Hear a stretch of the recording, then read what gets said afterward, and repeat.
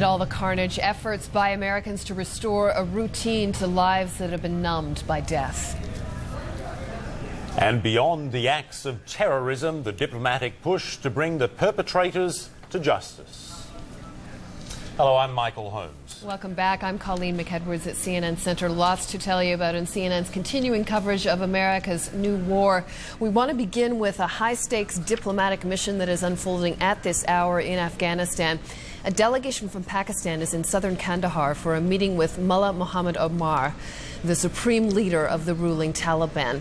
The Pakistan delegation is delivering a message from the United States demanding the delivery of alleged terrorist Osama bin Laden within 72 hours. And in an exclusive interview, CNN spoke with Pakistan's foreign minister about this mission. Pakistan has taken very serious note of the threat that has been hurled against Pakistan. We are terribly saddened that a government and a country that we have regarded always as a neighbor, friend, should use such language against a neighbor which is quite clearly in their mind Pakistan. Well, it promises to be an opening unlike any Wall Street has ever seen. In just more than 6 hours from now, the New York Stock Exchange and the Nasdaq reopen for business. It's the first day back for the markets since last week's terrorist attack, and extra security is going to be in place when the big board opens at 9:30 Eastern Time. Traders will start with 2 minutes of silence, followed by the singing of God Bless America. Not an ordinary day on the markets, as you can see. The exchange's chairman says they have made special plans to mark the ringing of the opening bell.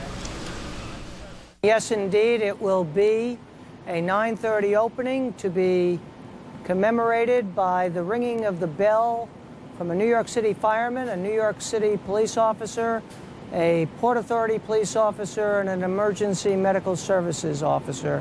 And yes, indeed, we are ready. We have rebuilt the infrastructure to the point where I'm confident that 85 million Americans can be back in the greatest market in the world. Well, in New York City, the search for survivors grinds on at what was until last Tuesday the World Trade Center. But as the rescue effort enters day 6, hopes are beginning to dim. You see, no survivors, of course, have been found since Wednesday. New York Mayor Rudy Giuliani, however, says the rescue operation will continue while there is still hope. The number of people missing stands at just less than 5,000. 190 of them confirmed dead. Of those, only 115 have been identified. Mayor Giuliani said on Sunday that some bodies may never be recovered. This was New York City's worst week probably in its history, and it's also been its best week because of the citizens of the city, the people that you see here, the governor, all of the people that they represent. It's really remarkable. I mean, it's probably been the most complex week the city has ever had. The most tragic thing has happened, and the greatest heroism has been displayed, love, support, and I think the city comes out of the week stronger than it entered it. Well, for the very latest from the former World Trade Center site, we're joined by Alessio Vinci. Alessio, what's happening there? Well, hello, Michael. More than 6 days after the two World Trade Center towers collapsed, the officials here are still calling the operation a rescue and search operation because they believe that underneath that big pile of rubble there is still the possibility of finding any survivor. As you know, there are more than 5,000 people still missing at this time. Only 190 are the confirmed dead, and the rescue officials here still believe that underneath that big pile of rubble, there is a possibility that perhaps underneath the lower level, the ground and the underground levels of the World Trade Centers, there were shopping malls and there was a train station and the subway stations perhaps there. Some of the people may still be alive, if indeed they would have perhaps have access to some water, some food from the shopping malls or from the restaurants down there. I must tell you, there is a lot of frustration here among the rescue workers, especially because after, as I said, 6 days, the only thing that have been taken out of this debris are bodies or parts of bodies. However, one scene that we've seen a couple of hours ago as we came here earlier earlier tonight, we saw a crowd of people cheering the rescue workers who were coming out of the area where they've been working all this time. Rescue workers here in very much need of this kind of support from the people of New York who have been coming here closer to the area where the World Trade Center once stood in order to bring them food, to bring them supplies, and especially to bring them comfort. It is extremely hard. These people are working, these rescue workers are working for up to 12 hours shifts. They are working under dire conditions. There is still a lot of smoke coming out of the debris. It is very hot. We understand that today one of the rescue dogs, one of the search dogs that has been employed by the search teams to locate some of the survivors has died because of exhaustion. Back to you. Yeah, that's bad news, Alessio. At what point does it cease to be a rescue operation? I mean, at some point, several days now, 5, 6 days on, is there a time when that will happen, or is it simply a matter of that not being contemplated right now? You know, Michael, in walking around the area here, looking closely at the debris, one really wonders why the officials here continue to believe that there might be still some people alive underneath this huge pile of rubble. I mean, you must understand, you must remember, perhaps in the first early days of this tragedy, when the two towers were still on fire and then they went down, they collapsed. It is really unlikely, as Mayor Giuliani said, that anybody would be allowed. Mayor Giuliani said that it would be possible that no bodies would be found, especially because most of them perhaps burned. There was two jetliners that crashed into the towers that were supposed to fly across the United States. They were filled with jet fuel, and that fire certainly has burned many people. And therefore, it is very difficult to say at this point when the operation will begin a recovery operation. It is well now into the 6th day, and the officials here still want to give some hope, especially because perhaps a lot of the people, a lot of the parents and the survivors of this strategy still believe that there is a possibility that underneath that pile of rubble, some people may still be alive, and therefore perhaps by trying to keep the spirits high, they want to keep this operation still ongoing and try perhaps underneath, as I said, underneath that rubble, be able to find somebody alive. Okay, looking at those aerial pictures there again, what a scene. Alessio Vinci, thanks. Colleen. All right, let's turn to the investigation here for just a moment. Officials who are doing that investigation say that they face a complex web of terrorist organizations, but they are reporting some progress again. On Sunday, arrest warrants were issued for 2 more material witnesses thought to have information vital to the investigation. A pair of material witnesses is already in custody. FBI agents also raided an apartment in New Jersey belonging to 2 men who were detained in Texas. CNN's Eileen O'Connor has details now on the investigation. On Wednesday, authorities stopped an Amtrak train from St. Louis to San Antonio and took into custody 2 men, Mohammed Jawed Asmath and Ayub Ali Khan, on INS violations. Sources say the 2 had been booked on a flight from Newark to San Antonio on Tuesday. It had been diverted to St. Louis. Law enforcement sources say the men also possessed a chilling item: box cutters. Barbara Olson, wife of the Solicitor General, told her husband on a cell phone call from American Airlines Flight 77 that crashed into the Pentagon that the men who hijacked her plane used box cutters. She told me that she had been herded to the back of the plane. She mentioned that they had used knives and box cutters to hijack the plane. She mentioned that the pilot had announced that the plane had been hijacked. I believe she said that. I had to tell her about the 2 airplanes that had hit the World Trade Center.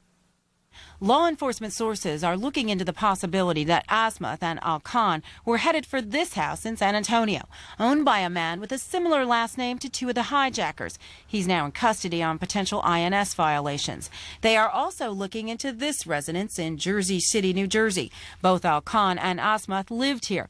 The FBI searched the home, and sources say are finding the information helpful. They are also looking into the possibilities that other people connected to the hijackers used this address at one time or another. The home in Jersey City is close to the mosque where Sheikh Omar Abdul Rahman used to preach before he went to prison for his role in inspiring the first attack against the World Trade Center in 1993.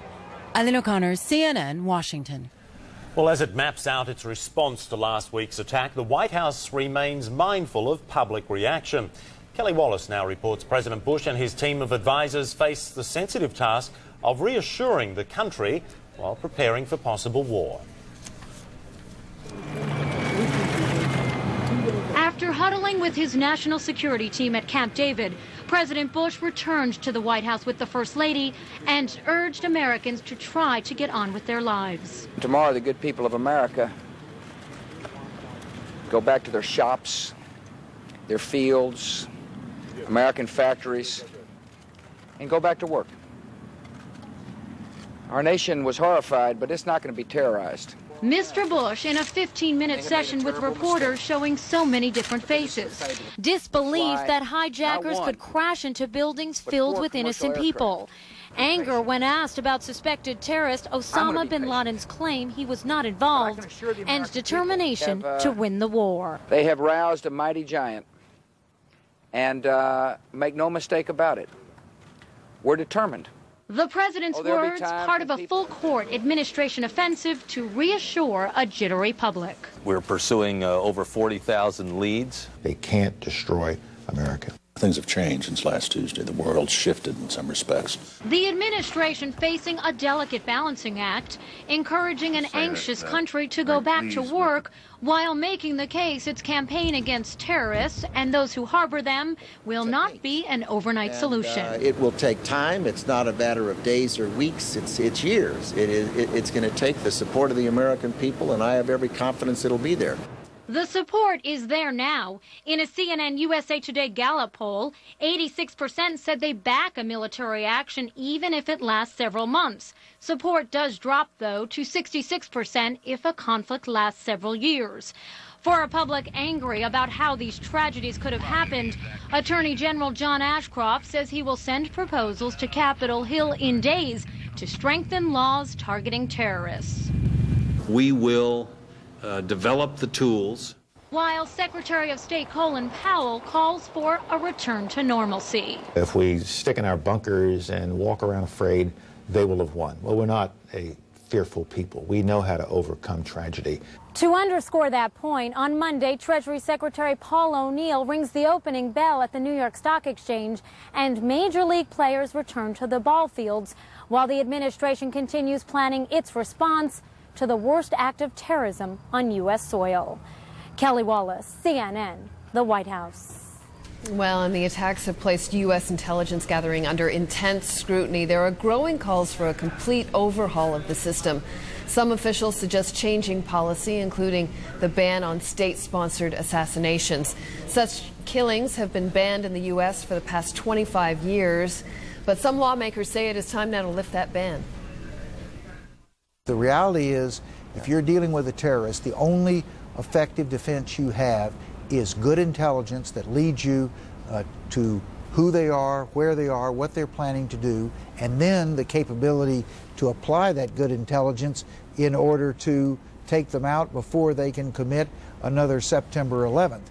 And if that means that you have to take them out through an assassination method, I think as painful as that is, if the choice is that or the rubble of the World Trade Center and the Pentagon, I would have to opt for the assassination. Well, some U.S. officials and President Bush have said that Saudi dissident Osama bin Laden remains the prime suspect in the investigation into the attacks. But both bin Laden and Afghanistan's ruling Taliban continue to deny any involvement. On Sunday, bin Laden issued a statement to the Arabic television network Al Jazeera. He said, and this is a quote here, "I would like to assure the world that I did not plan the recent attacks, which seem to have been planned by people for personal reasons. As for me, I've been living in the Islamic Emirate of Afghanistan and following its leader's rules. The current leader does not permit me to exercise such operations." Well, as we mentioned off the top of the program here, our continuing coverage, a high-level Pakistani delegation is in Afghanistan to meet with the ruling Taliban and deliver a message from Washington as well. Mike Chinoy joins us now from Islamabad with the very latest on this. Mike? Colleen, the Pakistani delegation is headed by the chief of the country's military intelligence, the ISI, General Mahmoud. He was in Washington last week at the time of the terrorist attacks, and according to the Pakistani foreign minister, he will be conveying to the leadership of the Taliban some of what he learned in Washington after the attack. information that provides at least preliminary links between this attack and Osama bin Laden. He will be urging the Taliban leadership to turn bin Laden over in order to avoid what the Pakistani officials are describing as very, very grave consequences. He's expected back here in Islamabad at the end of the day Monday. The Pakistani foreign minister made clear that the expectations that this mission will prove successful are fairly modest, although Pakistan's military intelligence has long-standing links with the Taliban. Pakistani officials say that the Afghan leadership very much goes its own way on these matters. Meanwhile, the word is that at some point in the next few days, a group from the United States, an interagency delegation comprising officials from the State Department, the CIA, and the military, are likely to come here to Pakistan to begin further consultations on how Pakistan can cooperate with the United States. The discussions that we have held with the government of the United States deal with principles in general. Pakistan will extend full cooperation in the fight against terrorism. As for the specifics, we expect consultations, and we understand from the news that a group of high-level officials from the United States will be visiting Pakistan in the near future. We would like also to know the plan that the United States has in mind, and then we will discuss what and to what extent Pakistan can be a partner in the fight against terrorism. Among the options that have been raised are those including the U.S. Aircraft flying over Pakistan on missions in Afghanistan, intelligence sharing. This could be particularly crucial because, as we've been noting, Pakistan's military intelligence does have long-standing ties with the Taliban and probably knows more about them than any outside group. There's also a possibility, of course, that American troops could be based here, pre-positioned here to move into Afghanistan. That raises, however, some particularly sensitive political questions for this government. There have already been critical voices raised, especially among the Islamic fundamentalist groups here, warning the government of President Musharraf not to give that kind of support to the United States for any action against a neighboring Muslim nation. So it's a very, very sensitive issue, but authorities here are saying that Pakistan is prepared to do whatever is necessary to help the U.S. Colleen? Well, and how serious is that, Mike? Because we've heard Pakistani officials as soon as just a couple of hours ago seeming to be saying, look, the rest of the world has got to realize we've got our own domestic situation here. You may need to temper your expectations because of that. I mean, to what extent could cooperation with the United States perhaps destabilize the government? Government officials here are saying that the authorities are prepared to deal with any upsurge in protest. There is no question that the Islamic parties and the opposition do have the ability to put a lot of people on the streets and to create a lot of trouble. In addition, many of the religious schools run by Pakistani Islamic fundamentalists have trained fighters who've gone on and fought with the Taliban in Afghanistan's own civil wars, so there's always a danger that some of those people could become active here in Pakistan. Nonetheless, it's very clear that the government and the ruling elite are by and large united in their desire to side with the United States. In the past, the Islamic fundamentalists have posed a consistent pressure group on General Musharraf, and it may be that if this plays out in a good way for him, that he will end up both consolidating his position and neutralizing the threat that they now pose. Nonetheless, there is every possibility of some trouble on the streets, although how much will depend to some degree also on how effectively the president makes the case. And we are told that either later today or on Tuesday he will address the people of Pakistan and lay out his reasons for siding with Washington. All right, CNN's Mike Shenoy in Islamabad. Thanks.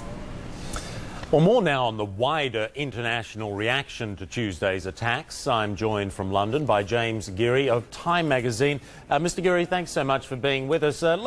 How do you see international reaction thus far in terms of what the US is planning to do? Well, certainly in Europe, there's enormous support for the United States in the wake of the attacks. At the same time, there's also great concern that whatever military action, military reprisals are taken in response to the attacks are well targeted and don't lead to a worsening of the situation or a spread of the situation to other parts of the world. Is there a fear that that may occur, that the US might be a bit trigger happy perhaps, that there's a desire to strike back and strike back now? Well, I think that's one of the reasons that some European leaders, such as Tony Blair in the UK and the French president, have been asking the United States to provide evidence of the links between the perpetrators, the actual hard facts that they've discovered that would justify the attacks. And I think this would go some way to allaying perhaps some public fears that the U.S. is lashing out without proper due process or in an act of revenge rather than an act of justice. And I think that could further inflame public opinion throughout the world. How much juggling needs to be done? How delicately handled does this need to be? I mean, we've been talking in the last hour or two specifically about Pakistan. I mean, there is a country that has to answer to its own religious zealots, supporters of the Taliban, not to mention Islamic countries on which it relies itself. The ingredients are potentially there to create enormous civil unrest. How difficult is it going to be for the US to fight this war without upsetting someone somewhere? Well, I think it will be impossible. I think people will be upset in many places. And I think that's also part of the diplomatic concern here in Europe. There's more of an emphasis on a diplomatic offensive, if you will, to go along with a military response. And you can envision something such as a Marshall Plan for the Muslim world, for example. I think European leaders feel that it's important for the U.S. to show that this is not a clash of civilizations. In fact, that's just the way the terrorists present this conflict, that it is a battle between civilization and barbarism. And I think some kind of diplomatic, economic, political gesture towards Muslim people and Muslim governments in the world would be most welcome. And that would allay some of the fears about a military response, I think. And the fact that striking hard may just sort of provoke the anti-American fanaticism that it's designed to eradicate. How do you see the future of the word alliance? You know, alliances when we think of NATO and we think of other pacts around the world. If we're going to be looking at alliances between the United States and Islamic countries, it really changes the very nature of the word alliance, doesn't it? It does indeed, and I think that could be one of the positive things that results from this horrific situation. If, for example, in the Gulf War, if a similar alliance to that one could be created and sustained, and I think that's the crucial point, that when military action does take place, and it certainly will take place, and I'm convinced it will be massive military action, that along with the economic and diplomatic and political efforts that I mentioned earlier, if these things can be held together and sustained for the period of time it will take to deal with this problem, that could be certainly months, perhaps years, I think that could lead to more stability throughout the world, James, including the very Islamic. Briefly before I let you go, I've got to ask you, you were just talking about the importance of softly, softly, if you like, and then you said you're expecting a massive response. How do you see those two views tying in? Well, I think a massive military response is required, given the nature of the attack on the United States. I don't think the U.S. government or the American people would settle for anything less. But as I said, that won't solve the problem of world terrorism. That just, in many ways, could exacerbate the problem and lead to the recruits of more like-minded people, especially if civilians are involved. So I think a two- or three-pronged effort is necessary. The military aspect is certainly probably the first thing that will happen, to be combined with perhaps economic aid and a major diplomatic push to address some of the underlying issues that feed this kind of fanaticism. So I see these things working together. Okay, James Geary of Time magazine in London. Thanks. Colleen. All right, Michael, stock markets in Europe have opened for business with about 30 minutes of trading under their belt right now. Let's go to Richard Queston, our London bureau, for a first look at the numbers. Richard, how's it looking? Hello, Colleen. It's a very big day indeed. Of course, Wall Street will start trading in about 6-7 hours' time, first time for 4 days following the attack. And the European markets have just opened. I remind you that there were some very sharp falls in Europe on Friday.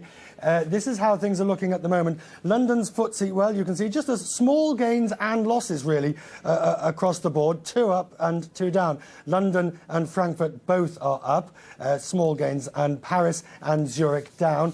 Zurich is off quite sharply, down around 96 points, over 1%. And that's largely because of what's happening in the airline stocks. Airline, of course, shares are of key concern to investors this Monday, with several large US carriers announcing over the weekend that they'll cut back their schedules by 20% and lay off workers, in some cases tens of thousands of workers. Liz George is at the London Stock Exchange to give us an early look on how Euro airline stocks are faring. Liz? Richard, thanks very much indeed. I'll take you across and show you the share prices immediately on those major airlines in Europe, and you can see that all of them are being sold off very sharply first thing this morning. You've got British Airways down another 2.42%, bearing in mind that British Airways actually lost about 36% of its share price over the last week, and on Friday it lost 15.8%, so we really are seeing a sell-off going on these airlines. You mentioned the Zurich Bourse being fairly sharply being sold off, and Swiss Air as well, you can see, is one of the reasons for that. It's down 10.26% this morning, a big sell-off going on there. Lufthansa, Air France, right across the airline sector, we're seeing all of those stocks really being sold off, and that's despite the fact that a lot of these airlines are beginning to get their services back to normal again. We had British Airways saying that it was flying about 70% of its normal services from Heathrow and 80% from Gatwick to the States, and Lufthansa is flying 25 of its 26 flights to the States. So although the fact that these airlines are actually getting their services back and flying as normal, we're still seeing their share prices falling, their shares being sold off in the markets. That's really on the back of the fact that the industry is going to bear a big cost for the fact that services were shut down over the last few days. In the US, the industry is facing a bill of something like $1 billion. So really, that's going to hit these share prices fairly hard. And the volume is also going to be slackening off, and they're saying that really volume is going to be slackening between 30 to 50%, really looking ahead as well. So it's not a good picture for the airlines, and they're all being sold off today. Richard. Liz George, many thanks indeed. Perhaps an indication of the instability now that we are starting to see and the worrying global situation. Gold has just opened in London. It's up $4 an ounce at $290 an ounce. Gold, of course, often seen as the last refuge in times of crisis. And stocks in the defence industry actually appear to be bucking a trend. Hardly surprising, of course, because when things get grim, people move into defence stocks. In the case of defence stocks, in a time like this, they will do. We look like we're going to have a protracted period of war zone thought process. And therefore, in the United States, Lockheed Martin, who make jets and things like that, they are going to do extremely well. And over here, we've got British Aerospace, and in France, EDS. And that's the sort of stock that I think people will be looking to make some money out of during the course of the weeks to come. That is a traditional move, of course. Defence stocks always seem to gain when there are times of global instability. To the dollar now, and a quick look at how the currency markets are trading. Traditionally, one would have seen a flight to the dollar at times of unease, but not at the moment. These are the way the rates are trading at the moment. The euro, a strong gain, and now trading at 92 US cents. The Japanese yen has put on a cent in the past 24 hours, and sterling too is up at 147.69. Of course, in 6 hours, the New York Stock Exchange reopens after the longest closure since the Great Depression. And those who live in the financial district are beginning to return to their homes. But as Brian Cabell reports, some residents are finding there's little to go home to. There is hustle and bustle on Wall Street, but it's not the usual kind. Police cars control the streets, along with the Humvees. Pedestrians, it seems, are blocked at every other intersection. Wall Street and the surrounding neighborhood resembles an armed camp, a dusty armed camp. Some of the merchants here are struggling to return to normal. We got meat, we got for bagels. But when a restaurant manager's meat and cheese and milk and juice are all spoiled, as they are at the William Street Food Court, it can be tough. We try to clean the place, and we're gonna light, we're gonna water, so we don't know what we're gonna do now. That's the problem. Basic services are down. A reported $15 billion in communications infrastructure losses alone. Utility companies are working 24 hours a day to restore them. Most of the sidewalks and streets remain filthy, covered by ash and dust. It fills the air, a choking, visible dust. Gauges check the asbestos levels every several blocks. But still, the curiosity seekers arrive, while many of the residents leave. Their apartments no longer livable. They're using it as a staging area to clean out the rubble. After 4 days, psychologist Alan Ralph, along with his dog, has moved out. When he and his neighbors can move back, no one knows. We want to rebuild our neighborhood. We want to go back and live there. We want to get back in there to show the terrorists that we have not been displaced by them. But they have been displaced temporarily. Thousands of Manhattanites are out of their homes. I feel blessed that I'm here. I feel blessed that I have supportive friends, and see what happens. Many will return to work this week as the New York Stock Exchange reopens, but this neighborhood of high rises and high finance is far from normal. According to some reports, 15 million square feet of office space have been destroyed here, 12 million damaged. Asmat Patel's little sidewalk booth did survive. He's just about ready to sell his magazines, newspapers, and candy again, but he's worried. People scaring coming to work. But He's not sure whether Wall Street's usual pedestrians, his customers, will return in force anytime soon. Brian Cabell, CNN, New York. A reminder that New York opens in a few hours' time. The consensus seems to be that the market will be down several hundred points at the open. But there have been some encouraging signs. Many companies have announced over the weekend that they are to initiate or to step up long-standing share buyback plans. These are used by corporations to buy back their stock when the price is low. And it's often seen as a way of not only returning money to investors, but also giving a boost of confidence to the market. Some very large buybacks are planned. For instance, Fleet Boston, the bank, has said it will buy back $4 billion worth of shares. The First Data Corporation says it plans to buy back $700 million of its common stock. Same again for Siebel Systems, which is the world's biggest management software purchasing company, and they say they're going to buy back $500 million. That's the sort of confidence-building measure that people will be looking for in the market when it opens in New York. Again, around about 6 or 7 hours' time. Hong Kong and Tokyo and Singapore have been doing the business in the previous few hours. Andrew Stevens is there to bring us up to date on the Asia market trade. Andrew, how's it gone? Richard, as you say, all markets in Asia sharply lower at the close or near the close of trade today. Even though Wall Street was closed, most investors are expecting a major sell-off in the financial markets in the US, and that will see a sharp slide, certainly on Wall Street, when it opens a little later today. The threat of a recession in the US is also putting extra pressure on markets that have already been weak for months. Well, Tokyo's Nikkei extending last week's 5% decline today, closing at a new 17-year low.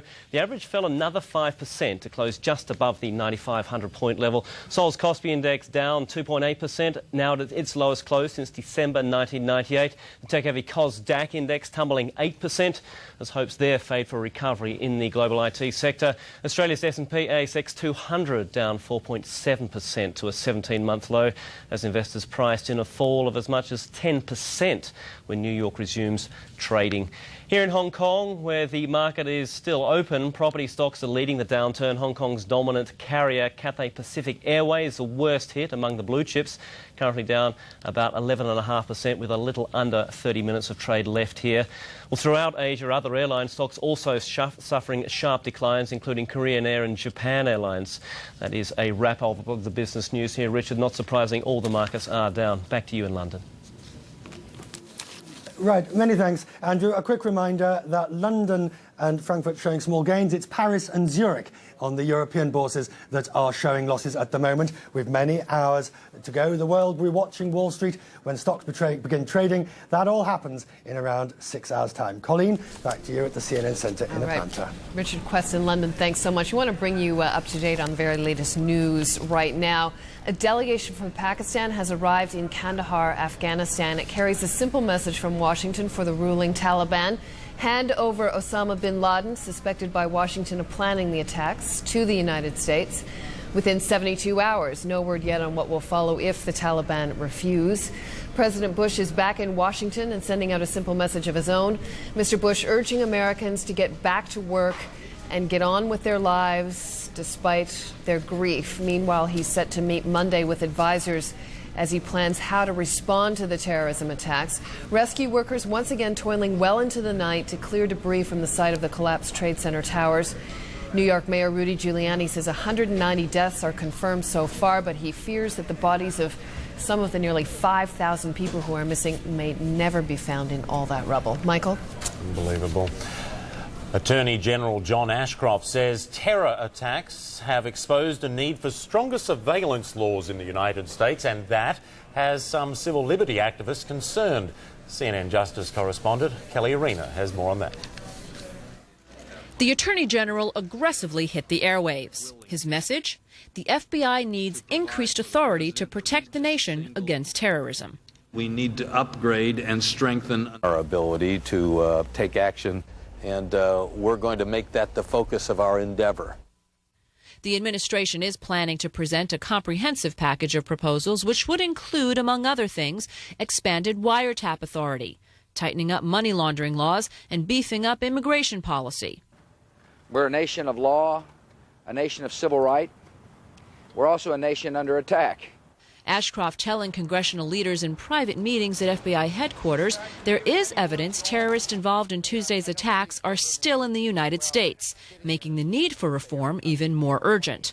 Lawmakers say they're open to change, but not at the expense of civil liberties. We'll do it within our framework of laws and our Constitution. If we don't do it within our Constitution and our laws, then in some ways they win. The Senate has already added some changes to wiretap law in a spending bill, prompting an angry response from the ACLU. It said, quote, at its very first opportunity, the Senate passed legislation that threatens privacy rights without receiving any public showing that it would make us any safer. Security adjustments will not be limited to prohibiting terrorist activity, but are expected to change the lives of ordinary citizens as well. In pursuit of the few, the challenge lies in balancing the needs of the many. Kelly Arena, CNN, Washington. The death toll at the Pentagon remains at 188 as crews continue to work around the clock there to recover the victims. Vice President Dick Cheney confirms that after the Pentagon was hit, President Bush gave the okay to shoot down any unauthorized commercial jets if they approached the White House or the Capitol. CNN's military affairs correspondent Jamie McIntyre has more on that. Pentagon sources tell CNN it was only after the third hijacked plane slammed into the Pentagon that President Bush gave the agonizing order to shoot down United Airlines Flight 93 with 45 people on board if it got close enough to threaten Washington. I gave our military the orders necessary to protect Americans, do whatever it would take to protect Americans, and of course that's difficult. The President made the decision on my recommendation as well, wholeheartedly concurred in the decision he made, that if the plane would not divert, if they wouldn't pay any attention to instructions to move away from the city, as a last resort, our pilots were authorized to take them out. The Boeing 757 crashed in Pennsylvania, apparently brought down when passengers tried to overpower the hijackers before the grim orders had to be carried out. Soon the whole country would become a no-fly zone enforced by U.S. military fighters. In response to the unprecedented hijackings, the FAA ordered all flights to land. And this replay of FAA radar data shows the amazing clearing of the skies as 4,500 blue dots disappear. In retrospect, Pentagon officials say there was almost no time to react. It wasn't until United Airlines Flight 172 struck the second tower of the World Trade Center at 9:02 a.m. that it was clear the United States was under terrorist attack.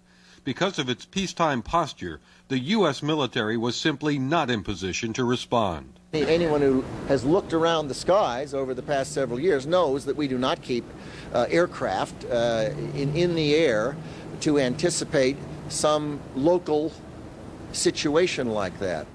According to a timeline provided by Pentagon officials, the North American Aerospace Defense Command, or NORAD, was notified at 9:25 a.m.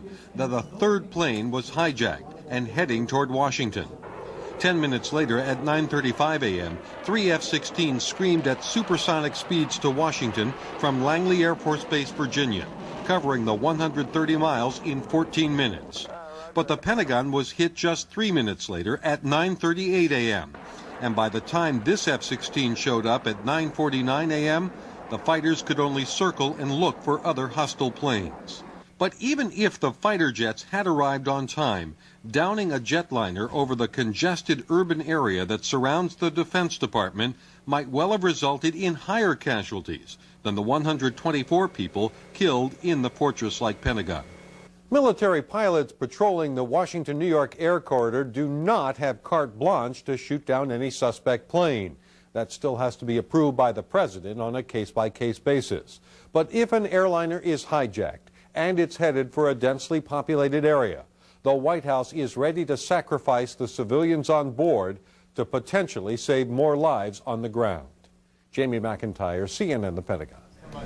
The U.S. says it is at war, but it is difficult to say with whom. But it has issued some stern warnings, including some directed at Afghanistan. On Sunday, Secretary of State Colin Powell directed some of the strongest words yet to Afghanistan for harboring Osama bin Laden and his al-Qaeda network. And we're going to make it clear to them that they must comply with previous directions they have received from the United Nations and other organizations to stop this, to expel this organization, to destroy this organization, or to help us to destroy this organization. And they will be held accountable for the support they have given to this organization if that's who we finally determined is responsible and we're going after them.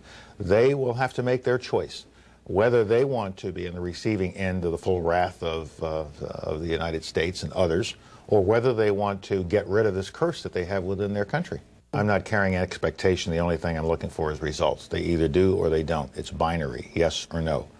You either respond to this crisis, this tragedy, this horrible thing that was perpetrated by perhaps al-Qaeda and Osama bin Laden, and all the indications point in that direction. You either respond and rip them up, help us rip them up, get rid of them, or you will suffer consequences. We're probably going to be in the counterterrorism business at a very high level of intensity for as long as anyone can imagine, as long as there are people out there who are willing to do the kinds of things those terrorists did this week. Then we're going to have to be on guard and constantly looking for them, trying to penetrate them and trying to stop them, and not just respond to them, but to stop them, get ahead of them. This is going to change the way we do business. It's going to change the way we go about our daily life here in the United States. It's going to require a greater emphasis on homeland defense so we can defend ourselves against those who, notwithstanding our best efforts overseas, are still trying to get in to the country to hurt us. And so we should see this as a long-term campaign and do apply decisive force to it. And that force isn't just military force. It's all the elements of national power that are at our disposal. U.S. Secretary of State Colin Powell talking to CNN's Wolf Blitzer on Sunday evening. Well, reports of hate crimes against Muslims and Southeast Asians have risen considerably across the U.S. since the attacks on Tuesday. The Council on American Islamic Relations says it's received more than 300 reports of harassment and abuse through Thursday night. That is nearly half the number it received all of last year. But worldwide, Muslim nations are adding their voice to the chorus of support to those touched by the tragedy. Egypt's foreign minister said again that the Egyptian government does condemn the attack. And Kuwait's defense minister says his country will stand by the U.S., just as the U.S. stood by Kuwait during the Gulf War. Uncertainty is fueling the pain of many family members waiting to learn the fate of their loved ones. Elizabeth Cohen reports now on their search for closure and how science may bear the final answers for them. When should hope end? When should searching turn into grieving? For the first few days after the World Trade Center explosions, Nelson Ortez was sure his brother Pablo was alive. Now he's just beginning to think that might not be true. I'm going to miss him. If he's gone, I'm going to miss him. Nelson does keep searching because he has some hope. You know, there have been, in many earthquakes and other situations, people recovered alive 8, 9, 10 days afterwards. And in this site, there are tunnels and perhaps air pockets. It might take a miracle, but miracles have happened. Ortez is hoping for that miracle, but preparing for the worst. Like hundreds of others, he's given DNA samples, DNA to be matched up with human remains from the explosion site. Those samples arrived at the state crime labs in Albany. Some of the DNA came from hairbrushes, razors, or toothbrushes used by the missing people. Others came from inner cheek swabs of close blood relatives. It's not clear how long the DNA matching process will take.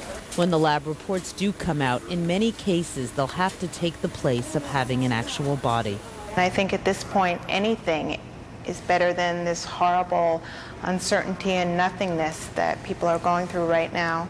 Since matching hundreds, if not thousands, of DNA samples will take time, families are left in an emotional limbo. We try to say, you know, what would be your plan if, for example, you found out today that there was a confirmation that your loved one was deceased? What kind of supports do you have around you? What would you need to help you through this? That's the fine line Nelson Ortez is walking, hoping for life and preparing for death. Before he did his interview with us, he'd been at hospitals to see if perhaps his brother had been brought in alive. After the interview, he went to the city morgue. Elizabeth Cohen, CNN, New York. Well, if you're looking for someone missing after the terrorist attacks, do send a photo and a description to us here at CNN. You're invited to go to CNN.com. There you will find complete instructions on what to do. The information you submit, we have to tell you, may be published on CNN.com as part of a list of missing persons, and we might show some of the photos on the air. The email address for you, missing@CNN.com. Very simple, missing@CNN.com. Once again, we urge you to read the full instructions before you send the photos and any information, Colleen. All right. Well, you saw the explosions at the World Trade Center towers, the extent of the fireballs that erupted there when those planes hit. So for many people who survived last week's attacks, the ordeal didn't end with their escape from those buildings. Dr. Sanjay Gupta reports on the condition of burn victims, and we do want to warn you here that this report does contain some graphic images. Fireballs in hallways with nowhere to turn, temperatures soaring to 1,000 degrees, and burns worse than you've ever seen before. All of a sudden, as I'm walking in the hallway, I hear a door explode, and just this big ball of fire just engulfed me. I just froze. I didn't do anything. I just stood there. Just stood there because he instantaneously sustained burns over 40% of his body when a fireball tore through the 83rd floor of the World Trade Center's Tower 1. It must be 1,000 degrees or more. It takes about 1 second of temperature at 155 degrees to get a third-degree burn. I ran into my office and screaming, I'm burnt, there's a bomb. All of a sudden the door, just flew open, and so I just ran, and with the fire chasing my back, and I fall down. The fireball on the 73rd floor of Tower 1 then passed over Vasana Mututano. It burned the flesh over her entire back and legs. I was very fortunate. I was in the back of the elevator. Anybody in front of me, either kill, no leg, no face. It was just disgusting. I tried to help her, but then I couldn't hold on to her. So I tried to do it. But then I couldn't cross all those bodies. Okay. We found them, some of the last ones out of the World Trade Center. Because I made it out with a nick of time. Within 5 minutes, I think the whole building collapsed. And I think I'm lucky because I think I'm the last one out. They are alive, but at great cost. They sustained nearly indescribable injuries. We had a patient with 100% burn, total body, all third-degree burn. What was more shocking was seeing so many with big burns at the same time. Many of the victims of Tuesday's attack probably didn't know the largest burn center in the country was just down the road. I never known that there is such a place called burning unit before. But now they credit Weill Cornell Burn Center and Dr. Roger Yurt with saving their lives, though he regrets the one that he couldn't save. There's a possibility that a patient with 100% burn could survive, but it's very remote. That patient did not survive. Many of the patients that did survive did so because of remarkable heroism. Somebody from the building maintenance, I'm sure, they came up and they said, we have to evacuate, we have to evacuate. And I'm thinking, how am I going to get down? You know, all my arms are burnt, my back is burnt, face, and so one of my friends, they're like, when you have to get up, you have to get up. You know, there's nobody here, you have to get up. So I don't know how, I just jumped up and just started running down the stairs, and people were very nice. Like, they saw that I was burned and they let me go in front of them. Now they consider themselves lucky and grateful. All the doctors and nurses with international faces around here, they're very kind to me. They don't even know me. I'm just fortunate to be here right now. But that luck comes at a price. I'm very, very, very lucky. But any of my friends who's up in the 7th floor, either they got crushed or on the way down to the stairs, they were made. Ling Young lost all of her co-workers that day except for one, her best friend. Together they escaped, though they encountered separate fires along the way and made it to ground just in time. She said, I can't breathe, I gotta get the hell out of here. And they said, no, we gotta wait for one more. She said, if you don't let me get out of here, I'm not gonna be able to make it. Finally, the EMS said, okay, let's go. After we turned around the corner, the whole building collapsed on us. Surviving the attack took minutes. Surviving their burns may take months, but their traumatic memories will last a lifetime. Dr. Sanjay Gupta, CNN, New York. Well, hope, a word that obviously means a lot to those people and to people in New York as well, the rest of the world in the aftermath of these attacks. Workers in Lower Manhattan dig on at this hour, hopeful of finding someone still alive under all that debris. Mayor Rudy Giuliani says more than 4,900 people still missing. Expectations are high, too, ahead of the opening of the New York Stock Exchange. Major U.S. markets open for business less than 6 hours from now. Officials say they want to send a message that major institutions are strong enough to overcome any terrorist attack. Michael? Thanks, Colleen. Well, as you would expect, Americans who need to travel have had to adjust quickly to a radically altered set of priorities, as you would imagine. As Lisa Leiter now reports, even the normally impatient business traveller, however, is not complaining. Please proceed now to the concourse. Chicago's Union Station is jam-packed this Sunday afternoon. Amtrak ticket sales have surged 50% since Tuesday, especially for long-distance trains like the one this medical researcher took from Boston to Chicago en route home to Albuquerque, New Mexico. It was loaded. I think every seat was taken. Greyhound also reports a 50% jump in sales, and in some cities near airports, business has tripled or quadrupled. Many business travelers are avoiding the airports, whether it's because they're afraid to fly, their flights are canceled, or they just want to avoid crowds and delays. But there was no crowd at this United ticket counter. I came to the airport early because they said, be here 2 hours early, and at least for me, it took me about 5 minutes to check in, so I've got another hour and 40 minutes before my flight. You'd never know this was Chicago's O'Hare Airport, one of the nation's busiest. There is very little traffic, plenty of parking, and the check-in lines are surprisingly short. Hoping for better odds at catching a flight home to Los Angeles, this man drove 13 and a half hours from Atlanta. I'd reserved a car for Monday morning and was planning to drive home to get home. But I'm glad I'm going to potentially get out today because it's my wife's birthday. Business travelers are usually impatient, accustomed to speedy check-ins and last-minute flying. Now there is a different attitude about inconvenience. I really think it's a small price to pay for being safe, and we'll accept that. Lisa Leiter, CNN Financial News, Chicago. And as Lisa points out, most airports in the United States are operating, though many airlines have cut back their schedules quite a bit. For more on what travelers might be able to expect, we're joined by Jenny Harrison at the CNN International Weather Center. Jenny? Yes, well, indeed, as you just said, indeed, most airports are now open across the US, with the exception, however, of Washington Reagan National Airport. That does remain closed. No news yet as to when that is expected to reopen. And indeed, all US carriers are now permitted to fly domestic routes, but also to international destinations. And for international flights, again, international carriers may now fly to the United States, but that is dependent upon meeting the FAA's guidelines and also point of origin.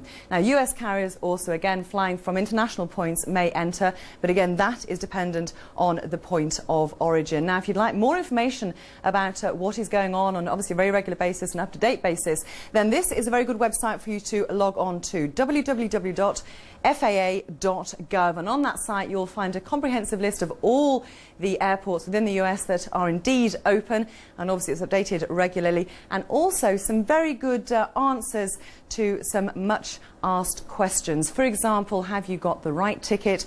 How long you do have to check in? That sort of information. Now, obviously, the weather also affects travel, and just to say, through Monday, chance of thunderstorms along this frontal system, and that does mean the potential for weather delays for Dallas, Fort Worth, Chicago, Denver and Phoenix. Back to you, Colleen. Okay, Jenny, thanks very much for that update. Well, amid the death and destruction in New York, some new lives are being celebrated as well, and we want to bring that to you now. Since Tuesday's attacks on the World Trade Center, dozens of babies have been born in New York City, and to many, that's a big reason for optimism. The story now from CNN's Beth Nissen. The outside walls of New York University Medical Center in Manhattan are papered with the names, descriptions, and photos of the missing. Many shown with their children, carrying them, feeding them, holding them in their first days in this world. Yet at the end of a week when thousands of lives ended, there is this small comfort, knowing that other lives have begun. Meet Nora Rose Draper, born September 15th, one of 56 babies born here since Tuesday morning. I've just felt so good since she's been here for the first time since that day. That day, the day the World Trade Center was attacked. The labor nurses here logged an unusually high number of births Tuesday. 22. 22 babies in 24 hours. That's actually a lot. That is a lot. Yeah, that's a lot. Nurses say high stress often triggers labor. It did for Lorraine Tobias. She watched the horror unfold on television all last week until Friday night. Like it just hit me. But then that night I went into, my water broke and she came. Came 3 weeks early. I think she just decided that it was, people needed some good news. Little Max Edelstein's safe arrival was good news for his parents, too. Yet they both admit they are apprehensive. It was sort of overwhelming, the idea that there's so much death and destruction going on, and here we were bringing a new life into the world, and what that world would be for this child. Yeah, we even tried to call right away to call our congresspeople to ask them, to push for justice rather than revenge. We want peace. We don't want more killing. His name is Jaden Francisco Muniz, and I had him today at 8:06 a.m. Tina Muniz is praying for peace especially hard. Little Jaden's father doesn't yet know his son has been born. Tina's husband is in the U.S. Navy, serving aboard a submarine that is somewhere in the world. I have no way of getting in contact with him probably for a month and a half. The past 6 days have been terribly hard for Tina. First the attack, now the talk of war. Him being in the world now with this going on, it's you don't even want to think about it. Hopefully me bringing this life into the world is making those around me more joyful. All of these new parents and the labor-weary nurses are at heart optimistic. It's hope. The children are our hope. And that's a new generation that we're bringing into the world. And they're our hope. Alex's mother thought we should call her Hope because when she was born. They didn't name her Hope, although for her parents she does represent it. She's being born into the world, but she's also coming into the world. She'll make it better. I think it's still a good world. I just think we have to believe that. Maybe we do. Beth Nissen, CNN, New York. Kick him back. And on that happy note, for a change, that gets us to the end of this hour, but we will be back. We will. We'll see you in a moment.